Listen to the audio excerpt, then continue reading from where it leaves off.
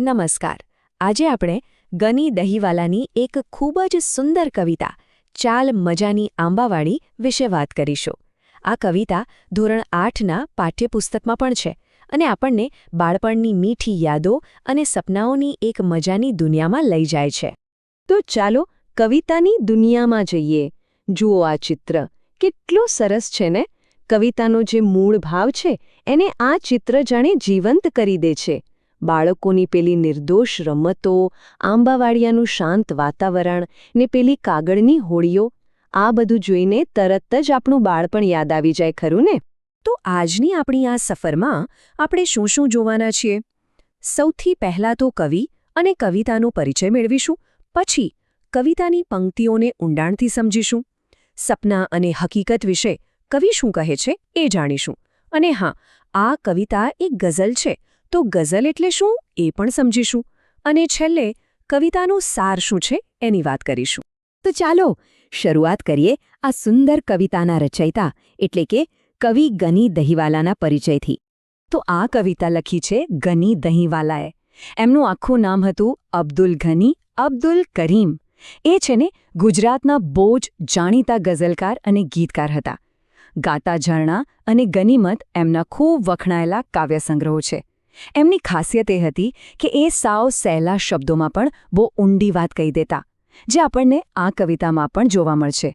ચાલો ત્યારે હવે સીધા જ કવિતાની અંદર જઈએ, આંબાવાડીની સફર પર નીકળીએ અને બાળપણના એ નિર્દોષ આનંદને માણીએ. કવિતાની શરૂઆત જ એક મસ્ત મજાના આમંત્રણથી થાય છે.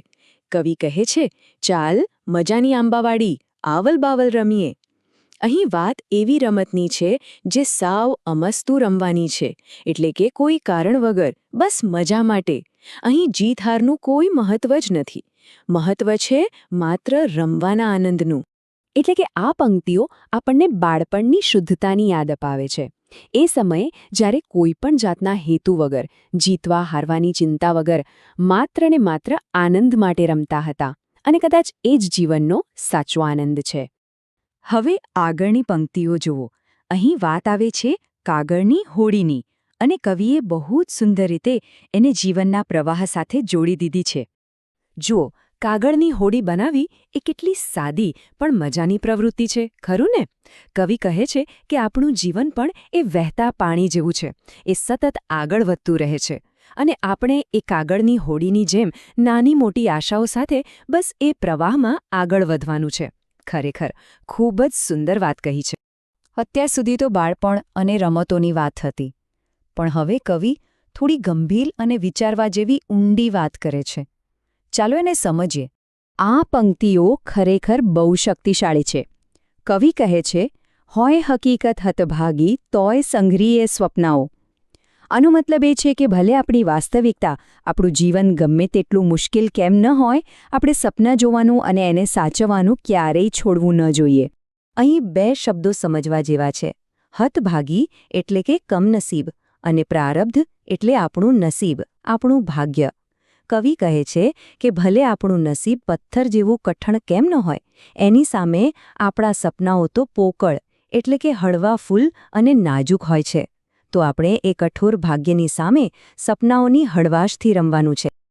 એટલે સીધી અને સ્પષ્ટ વાત છે. જીવનમાં ગમે તેવી મુશ્કેલ પરિસ્થિતિ આવે, આપણા સપનાઓ જ છે જે આપણને હિંમત અને નવી આશા આપે છે. તો આપણે કવિતાનો ભાવ તો સરસ રીતે સમજ્યા, પણ શું તમને ખબર છે કે આ કવિતાનું જે બંધારણ છે એ એક ખાસ પ્રકારનું છે? એને ગઝલ કહેવાય છે. ચાલો જરાક એ પણ સમજી લઈએ કે આ ગઝલ શું હોય છે. ગઝલ છે ને એ મૂળ પર્શિયાથી આવેલો એક કાવ્ય પ્રકાર છે. એની સૌથી મોટી ખાસિયત એ છે કે એમાં બે બે લાઇનના શેર હોય છે, અને દરેક શેર પોતે જ એક આખી વાત કહી દે છે. એક સ્વતંત્ર વિચાર હોય છે. ગઝલને સમજવા માટે એના 3 મુખ્ય ભાગ યાદ રાખવાના. પહેલું છે શેર, એટલે કે બે લાઇન. બીજું છે રદીફ. રદીફ એટલે એવો શબ્દ જે દરેક શેરની બીજી લાઇનના છેડે વારંવાર આવે, રિપીટ થાય. અને ત્રીજું છે કાફિયા. કાફિયા એટલે રદીફની બરાબર આગળ આવતો પ્રાસવાળો શબ્દ. હવે આપણે આ કવિતામાં જોઈએ. તમે ધ્યાન આપ્યું હશે કે દરેક 2 પંક્તિના અંતે રમીએ શબ્દ આવે છે. તો એ થયો આપણો રદીફ. અને એ રમીએ શબ્દની બરાબર આગળ જે શબ્દો છે આવલ બાવલ, આઘા આઘા, પોકળ પોકળ એ બધાનો પ્રાસ મળે છે, બરાબર ને? તો એ છે કાફિયા. આ રદીફ અને કાફિયાને લીધે જ ગઝલમાં એક સુંદર લય બને છે. મજાનું છે ને? તો ચાલો હવે આખી કવિતાને સમજ્યા પછી એના સાર અને સંદેશ પર એક છેલ્લી નજર નાખી લઈએ. આ આખી કવિતા આપણને એક બહુ સરસ વાત શીખવે છે.